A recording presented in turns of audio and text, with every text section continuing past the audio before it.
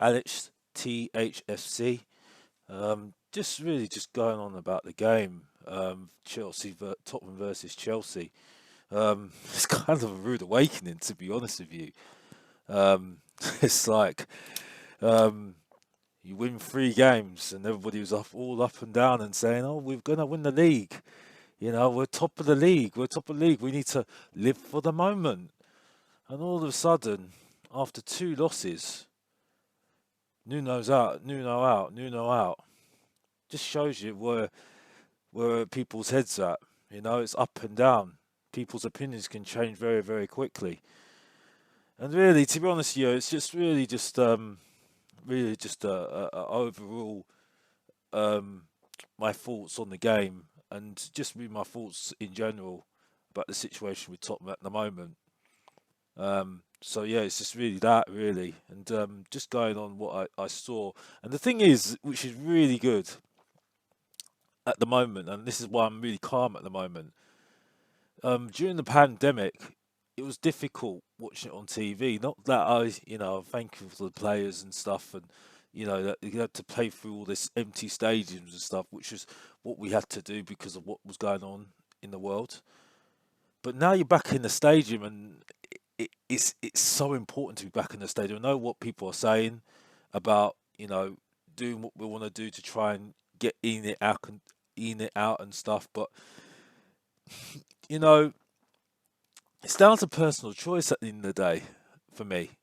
And for me, being in the stadium is just more than it's just more going to be around Tottenham fans and seeing what's actually going on the pitch, and seeing what's actually going on the pitch, especially the last couple of games, Watford, Manchester City, and now Chelsea. You can see what's going on. You can see it for yourself. You can make your own conclusions. And this is why I do these videos, and I will do live as well. But let's get into it straight away because I don't want to waffle on, which is what I'm doing at the moment. Tottenham versus Chelsea. Um, I mean, I think everybody was getting really excited about the start of the lineup, which is a normal thing now that I get. Is either you're really excited about the lineup or you don't really like the lineup. You're saying, "Oh, why is he playing? Why is he playing? Why is he playing?" And I'm sitting there thinking, "Well, he's decided about that lineup." And everybody said it was attacking. It's got a lot of invention.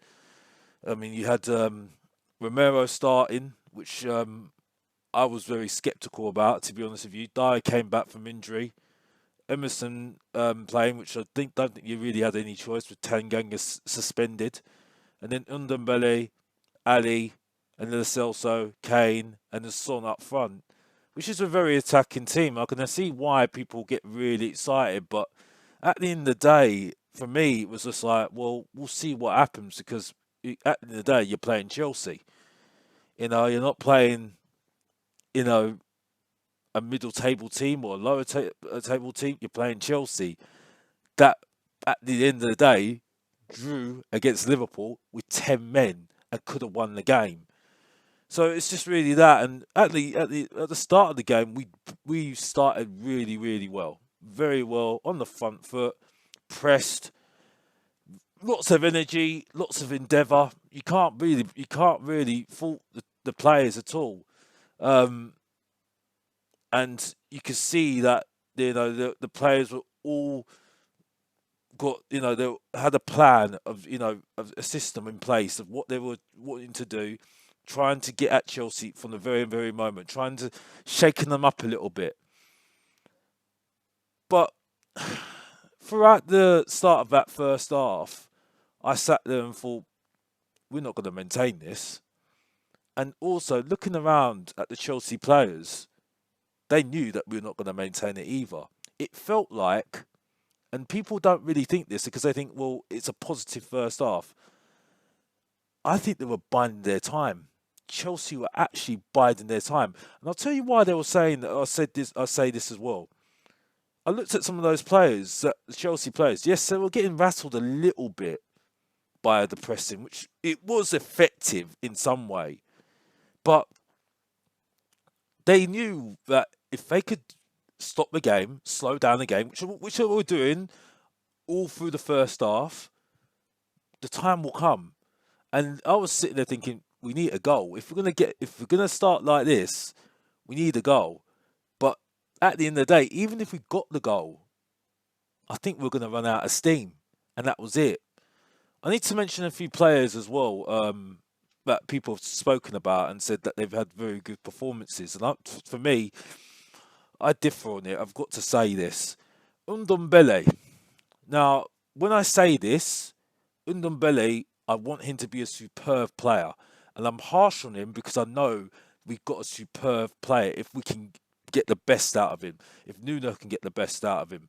Or, well, I hope Nuno can get the best out of him anyway. And the coaching staff can get the best out of him. To me yesterday, I've got to be honest, he was good. He was all right. He did tackle back a little bit as well. But really, it was not really with any purpose.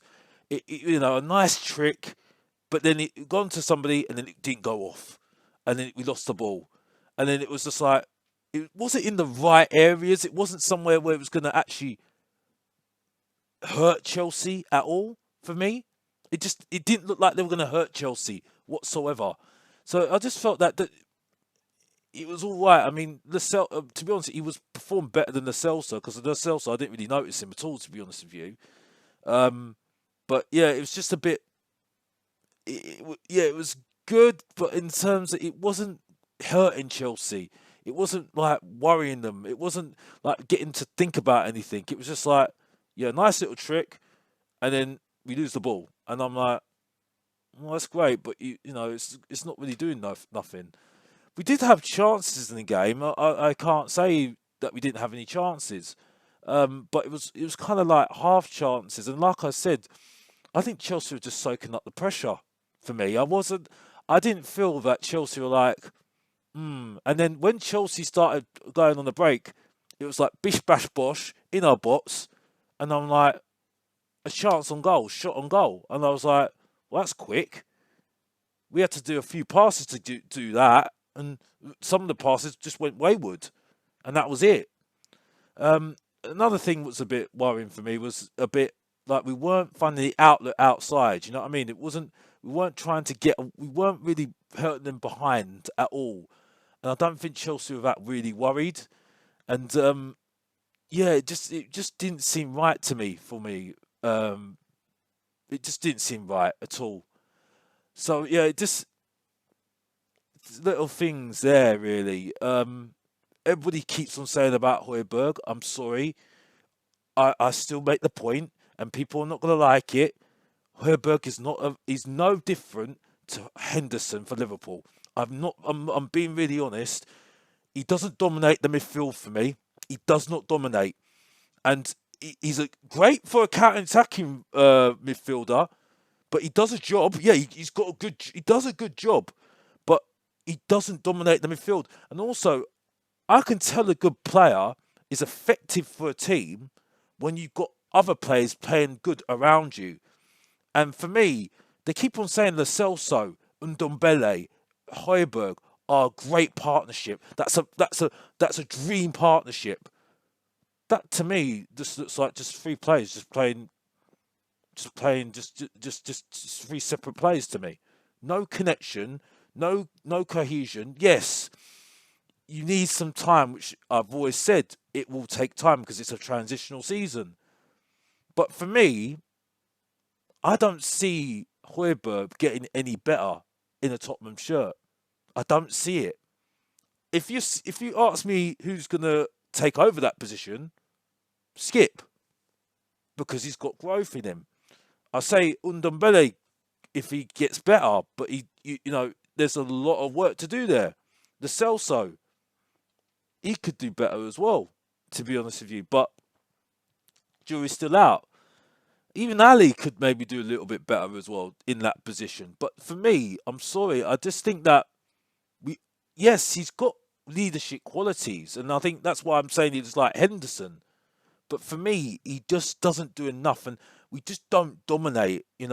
Yes, it's good for counter attacking to counter attack a team, but when it's like trying to For instance, against Watford, when you've got a back line like Watford that are, back line of four that you've got to try and break down, it's not great to have Hoiberg in your team. He doesn't do anything for me. Like I said, it's it's comparing Dembele at his pomp and Venyama at his pomp. That partnership dominated. You have Dembele on the ball. He's nudging you off the ball. He's getting you off the ball, and he's like saying, "Yeah, I'm coming to the," and he's making part, and he's getting forward, and he's making that final pass and getting us on the front foot. With Hoiberg, it's like, yeah, he's good at stopping the play, but when it's thinking about going ahead, it's like going forward. It's like there's nothing there, and just you can't go on the front foot. And that's why I've got the put. That's why I just don't think he's a top four or a Premier League trying to win a Premier League type of player for me. And it sums it all up. When we went for him, no top four club went for him. Everton went for him. So I mean, I might have gone a little bit over the top of that, talking about waffling on a little bit there, but that's just my thoughts on it. I felt. I mean, the second half. I mean, like I said, Chelsea were biding their time in that first half for me.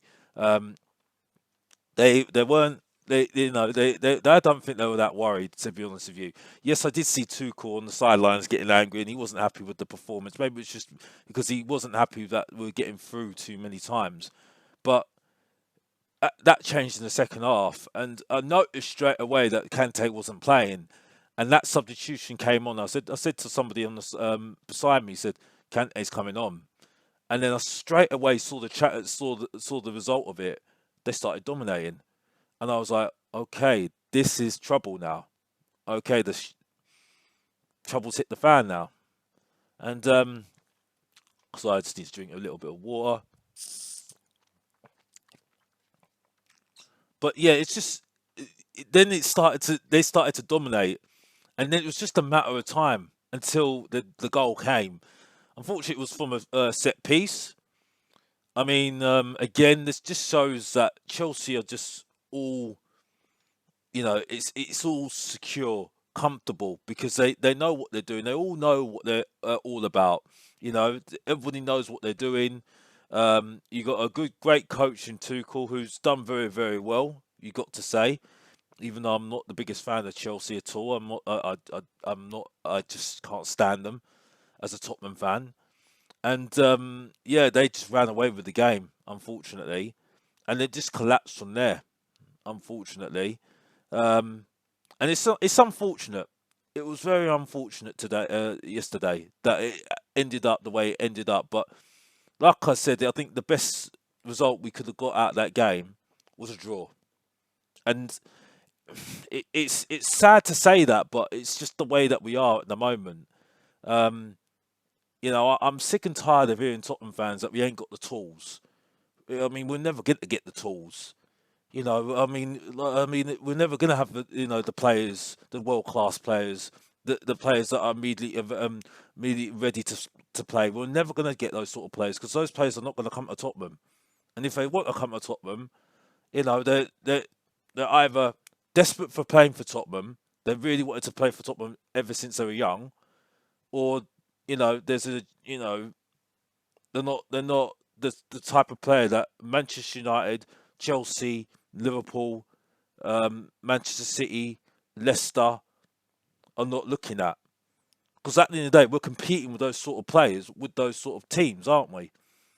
So for me, it's a bit pointless going on like that, talking about those sort of things for me. And I just don't feel it makes any difference for me. Like I said, I mean, I don't really want to go back there again, but if you want to talk about when we were really, really good recently, we have to talk about Poch, which I don't like going back onto Poch because I like to move forward. But I mean, there was a lot of times that Poch had to make the best out of what he had, and get the best out of the squad and overachieve with the squad, which is what we need to do if we've got any chance of doing well this season. But again, like I said, you cannot expect that to happen very, very quickly with the short space of time that the coach Nuno's had with those players. So yes, you can question about the attacking side of things, but I think, like I said, I think he's going for the trying to be defensively um, secure and then sort out the attack. But I do think he is missing a trick with Ali, for instance. I mean, someone said it, and someone said it on the stream, and to be honest with you, I do agree with him actually. But the thing is, though, it was tried before with Ali, play him up front. Um, but it was with Mourinho that tried him up front, but he did not like it at all, Ali, it seemed, and wasn't comfortable in that position. But maybe that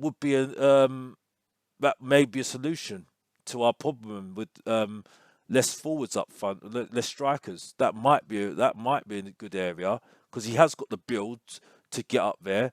He has got an eye for a goal, and I think he feels more comfortable in the attacking area rather than defensive area. I don't think he wants to come back a lot of the time, but that might be a good area, and it will evolve his game further, which I think he can do that in that position anyway. I just got to give some shout outs as well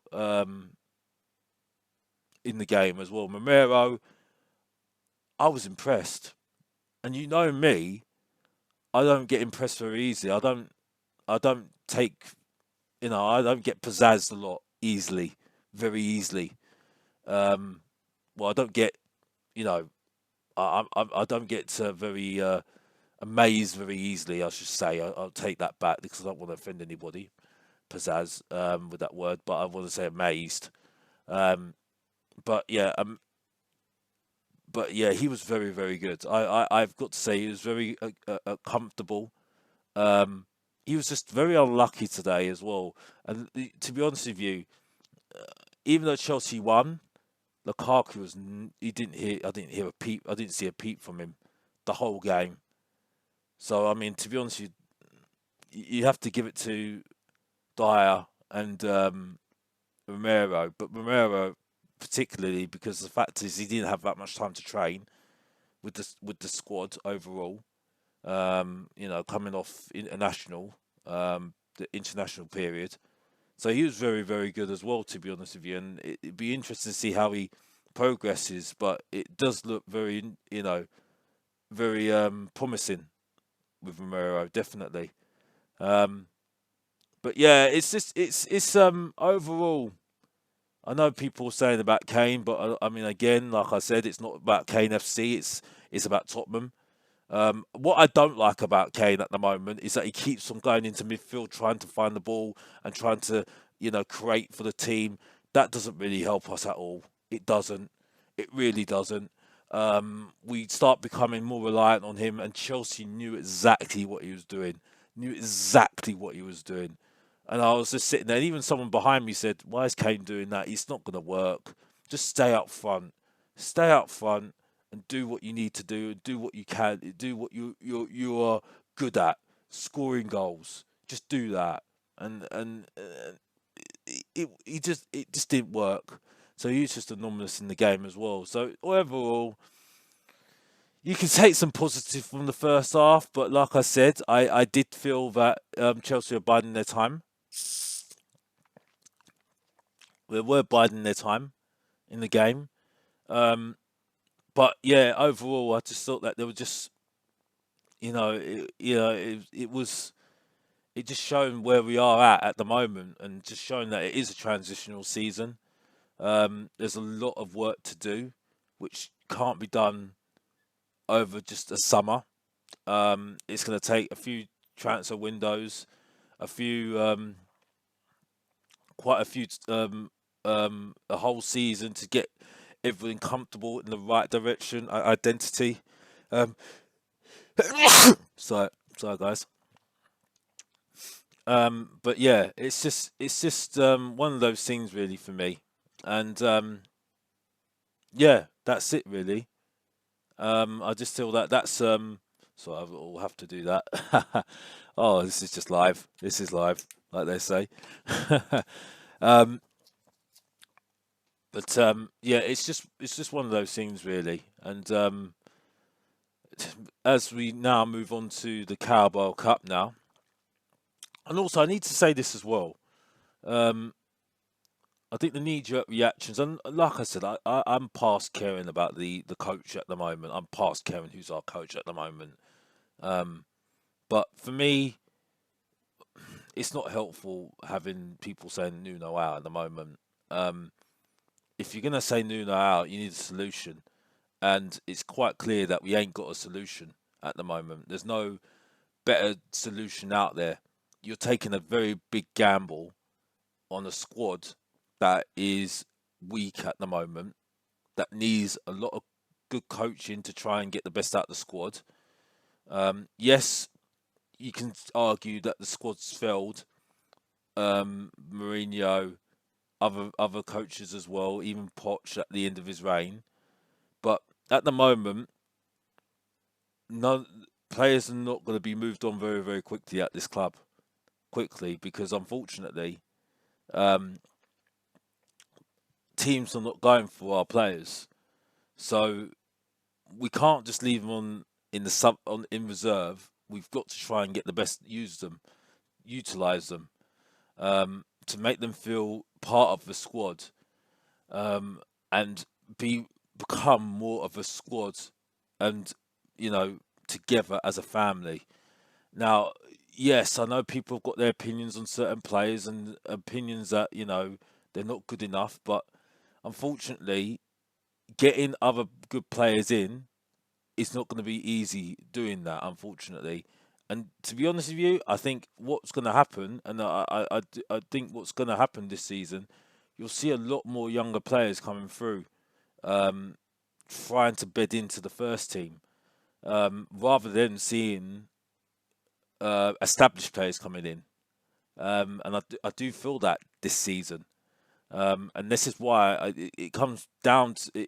I'm moving on. I was a segue to the Cowbell Cup, which I've heard people saying that they've got a lot of different opinions on. And to be honest with you, it's not one of those cups that I sit there and say I barely want to. Well, I think it's a tick box for me. Yes, it's a trophy. You can't disrespect it. Um, but it just gets us up and running, I would say. But it would be important for the players to win their first trophy if they haven't won a trophy as well, I would say. So I can see both angles to this, definitely. I think we should take it seriously, like the Europa Conference League, because more games, more time to get used to each other, trying to see what works, what doesn't work, and you can only get that with games. Yes, training is important, but I think the games are important as well. And I think this is a very good test for us. Um, More opportunity to bid in more people into the squad. Maybe use other players who are not in reserve. I mean, you could also use some of your first teamers, or a bit of mix and match, but make sure it's competitive. But we focus on this game because we shouldn't have an eye open to the Arsenal game, because then, for me, that's a mistake. It builds. I mean, if this builds momentum, if we can win this game, it builds momentum for the Arsenal game. So that for me is important. And we do need to get out of this bad spell. For me, if you lose the Wolves game, you're in bad form still, and then you're not feeling very positive for the next game, don't you? The Arsenal game, which is really important for rivalry, banter, the rivals and stuff, the North London rivals. I mean, and so for me, it's important for me for it's important that we take this game very seriously, because it helps us perform for games to come, and we need to get out of this rut. We do need to get out of this bad form, because it can lead us further down the table, which is not good. It's not good at all for me.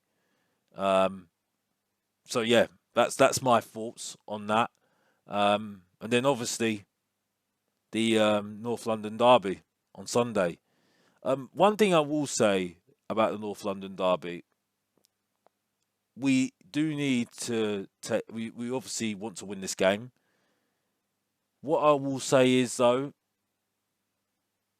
I don't want to hear that, this is his last game, Nuno, and well, if we don't win this game, he's on thin ice and everything else. Or we all knew this is going to be a difficult season.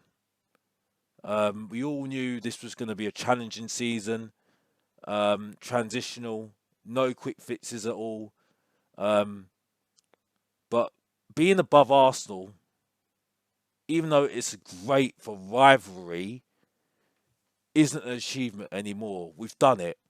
We've done it over a few years. We've done it over the last few years. And to be honest with you, we ain't going to win a trophy doing that. What I'm more bothered about is us progressing, being a better club, being a better club that's going to win, who's got the opportunity to win things, being a better club that's going to play good football, being a better club that's going to want players that want to come here. And being above Arsenal's not going to achieve that. Yes, it's a bit of banter for the Arsenal fans. Yes, it is good. Yes, to stick up your chest a little bit. Yes, it is good. It's cool, but it's not going to improve our. It's not going to improve our chances of getting Champions League. It's not going to improve our chances because they're in the same position that we are. We're just a little bit better than them. But you could argue that they think they're in a better position as well. So we're no better than each other. All I need to say is Liverpool are better than us. Manchester United are better than us. Chelsea are better than us. Manchester United are better than us. And those are 4 Champions League teams for those Champions League spots that everyone wants, I'm being told. But then we're not going for these. We're not, all we're bothered about is being above Arsenal. I want to be top of the league. I want to win the league in my lifetime, hopefully. So I mean, I just think we just need to have more thinking more long term and not thinking about the short term games because it ain't gonna achieve anything. Yes, we enjoy it if we win, and I applaud everyone should enjoy it because life's too short. Yes, you should enjoy it, but let's just be realistic here, and just we want more. You know, we do want more because it does cut you up when you see teams like Leicester City winning the FA Cup and winning the Premier League, and we can't even go near a cup, let alone a bloody Premier League or an FA Cup. And that's going to stick it to Arsenal. That's going to stick it to Chelsea. That's going to stick it to all the teams that say to us, well, we don't do nothing. We ain't got no history. Well, that sticks it right in their throat saying, well, look at that. We just won something here. We won something major. Europa League, Europa Conference League. Yes, but it's more games and also it's a trophy at the end of the day. A European trophy. The first time that Europa Conference League, we could be the inaugural Conference League winners. Is that worth fighting for? For me, I think it's something to achieve. Yes, it's not the Champions League. It's not the Europa League. I understand that, but we have had to re-evaluate our goals this season. And until we start, we need to go through this long, painful rebuild, which I don't like saying it. I don't think a lot of Tottenham fans want to say it, but we have to go through this long, painful rebuild, and this is where we're at the moment. So, for me, we just need to just keep it going and just keep on at the club. It was a pleasure being at the stadium again yesterday. Yes, it was a bad result and everything else, but yeah, at the end of the day, I still support Tottenham regardless. At the end of the day, it is only football. I know people would say otherwise, but it is only football because there are things that are more important in life. sometimes, and it is just a game. I have to say it sometimes as well. But for me, it's good to have those moments though when we do something, because those are the moments that you remember and cherish, as you well know. And you know, even though I've just seen League Cups, those League Cups were memorable. Because it was just good to see my team win something. Um, but it's been too long since we have won something, and that's where I think when Tottenham fans say that it'd be nice to see us, win something and be able to celebrate something. It, we can understand why, because you just want a little bit of something to cheer about, and just be happy, and that's it really. Um, but yeah, it's going to be a long, hard season, and yeah, that's all I can say. Unfortunately, yeah, we'll have to see what happens really, and take it from there. But yeah, I think I have waffled on a little bit too much on this stream. This video, um, and yeah, really enjoyed speaking to you guys. Um, so yeah, I am hopefully maybe do another video in the next couple of days. Maybe just really another, if I want to really give my thoughts and stuff. Um, so yeah, I hope you all have take care of yourselves, and see you soon. And come on, you Spurs.